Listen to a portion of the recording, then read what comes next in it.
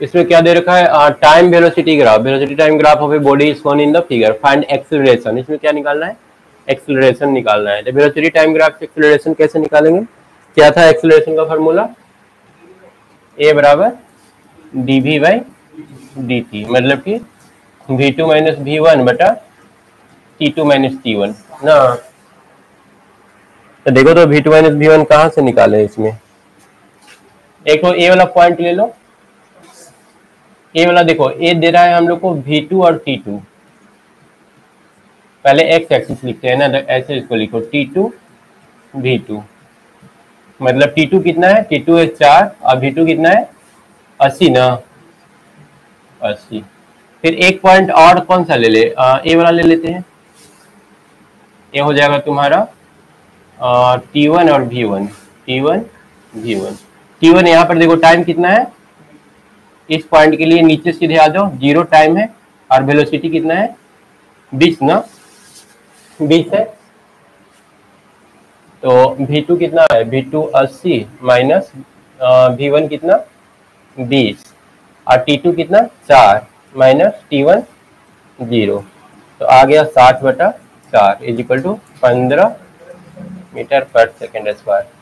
और दूसरा तरीका है tan थीटा में स्लोप, एक्चुअली ये जो है ना ए बराबर D by D T, D by D T क्या बोलते हैं, स्लोप बोलते हैं ना, स्टार्टिंग में मैथ में तुम लोग को बताए थे।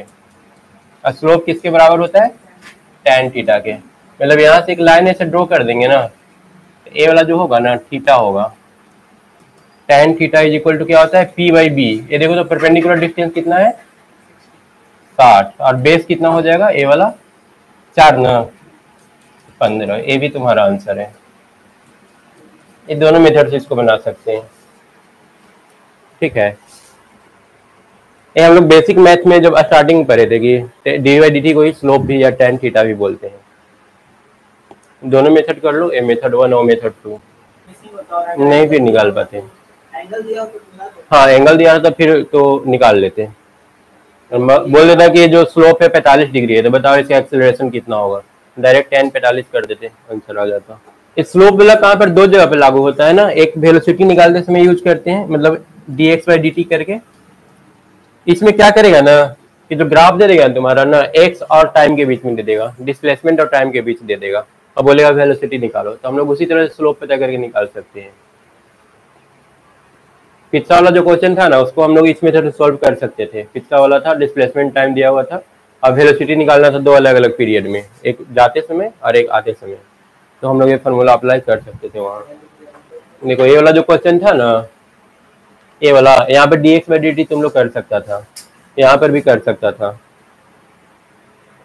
यहाँ पर वेलोसिटी कैसे निकालोगे, c में, अगर यहाँ पर वेलोसिटी c में निकालने के लिए दे देना तो हम लोग कर लेंगे dx बाई dt, मतलब कि x2 माइनस x1 बटा t2 माइनस t1। अब देखो तो x2 कितना है, x2 यहाँ पर रहेगा ना, x2 है पहले टाइम लिख लो 14 और 0, और यहाँ पर का लिख लो, यहाँ का टाइम कितना है 10 और डिस्प्लेसमेंट कितना है 100। ये निगेटिव आना चाहिए क्योंकि एक स्लोप इधर है ना, देखो ये वाला जो स्लोप है ना 90 डिग्री से कम है, 90 डिग्री से कम रहेगा तो वेलोसिटी पॉजिटिव आएगा, और जैसे ही 90 डिग्री से ज्यादा होगा वेलोसिटी क्या आ जाएगा, निगेटिव आ जाएगा। तो यहाँ पर हम लोग का आंसर निगेटिव आना चाहिए, देख लेते हैं आता है कि नहीं। x2 कितना ले ले, x2 0 है ना, ये टाइम है और ये x है, चलो 0 माइनस 100 और t2 14 माइनस 10, निगेटिव आ गया ना, माइनस 100/4 माइनस 25 मीटर पर सेकेंड, मतलब कि वेलोसिटी यहाँ पर क्या हो रहा है, निगेटिव हो रहा है। तो एक क्वेश्चन डायरेक्ट पूछता है, एक फोटो दे देगा, ऐसे दे देगा, यहाँ पर x है और यहाँ पर टाइम है, ऐसे दे देगा, बोलेगा कि ये पॉइंट मान लो a है, ये पॉइंट b है, ये पॉइंट c है। इस टाइप का पूछा है नीट में ऐसा, या फिर मेंस का हम कंफर्म नहीं बता सकते, लेकिन मेंस में भी ऐसा पूछ देता है।